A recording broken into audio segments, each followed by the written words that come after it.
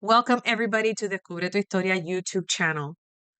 This is the channel that if you want to know more about Hispanic genealogy, the different types of resources, what are they? Where can you find them? Genealogy tips, how to start, what to watch out for. This is your channel. And I invite you to click and subscribe. Today we're going to talk about the Spanish last name system. It is extremely important to understand how it works, but don't be rigid about it. And the reason I say that is because there are circumstances in our ancestors' lives where this was not followed all the time. So it is very important to kind of go with the flow when it comes to the Spanish last name system in certain scenarios. But these are scenarios that we are all going to see in our trees. And that's the truth. Okay. So I'm going to use my own tree as as um, my example. And this here is my grandfather, right? Or my great grandfather. So this is Santos Maldonado Huertas. And he was married to Herminia de Jesus, who is down here, and she is my great grandmother. So I'm going to use them as an example. So what I'm using, you're looking at right now, it's Ancestry. I am not paid by Ancestry. I just think it makes it easier visually to explain what I'm talking about. I do use it to build trees, but at the same time, but I also use the software, which we can talk about softwares and all of that. But I think visually, since a lot of people are very familiar with the format, it's one of the easiest ways to explain. Santos Maldonado Huertas is my great grandfather. Maldonado, so I'm gonna scroll over here. Maldonado is his maternal last name. So in the Spanish last name system, typically we have two last names. We have the first last name is usually our paternal last name. The second last name is usually the maternal. Santos Maldonado Huertas was born to Casimiro Maldonado Fonseca. This is my second great grandparents. And Mercedes Huertas Flores. So as you can see, he took his father's first last name, Maldonado, and his mother's first last name, Huertas. So he becomes Maldonado Huertas. All right. So that is basically how it works. So for example, Santos Maldonado Huertas married my great grandmother, Herminia de Jesus.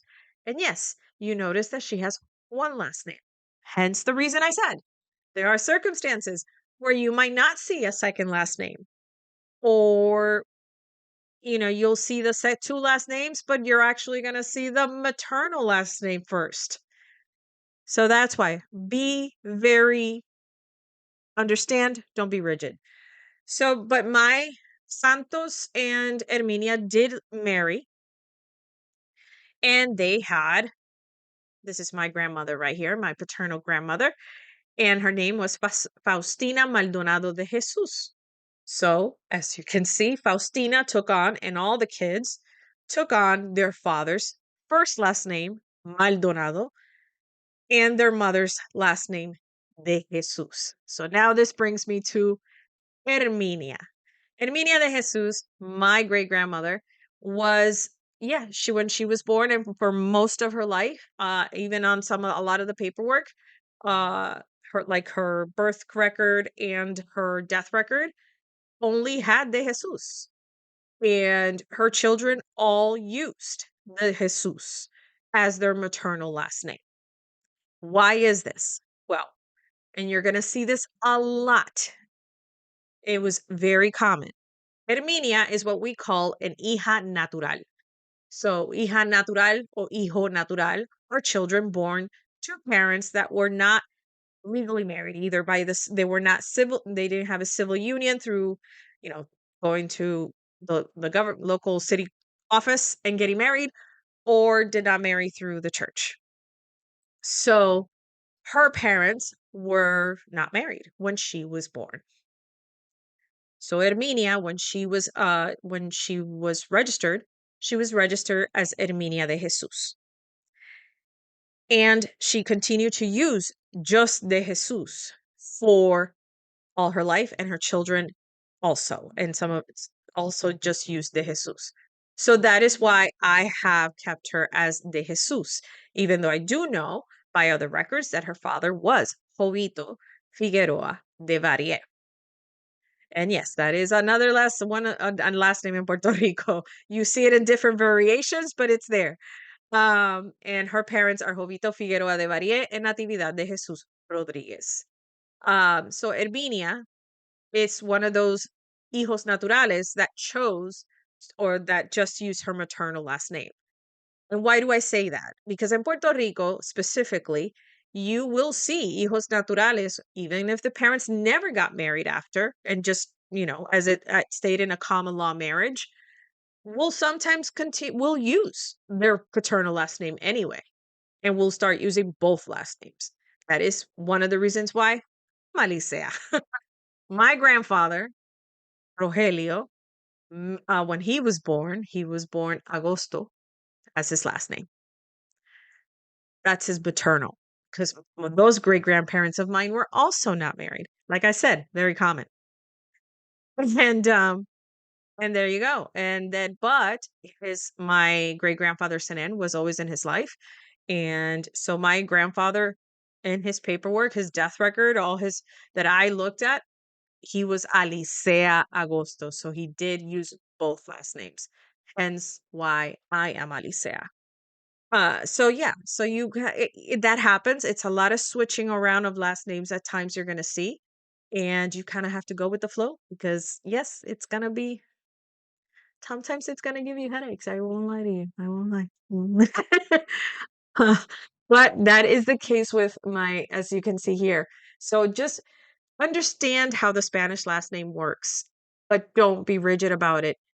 Some of the questions I get, specifically for Puerto Rico, I have gotten questions where people ask me, well, do they still use the Spanish last name system because of Puerto Rico's current status under the United States? Yes, we do. We still use the Spanish last name system. In Puerto Rico, we have to have, if for the most part, we have two last names in case, obviously there's also cases of life stuff that can affect that.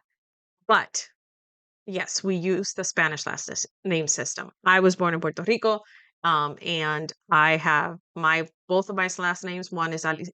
First one is Alicea, and the second one is Flores.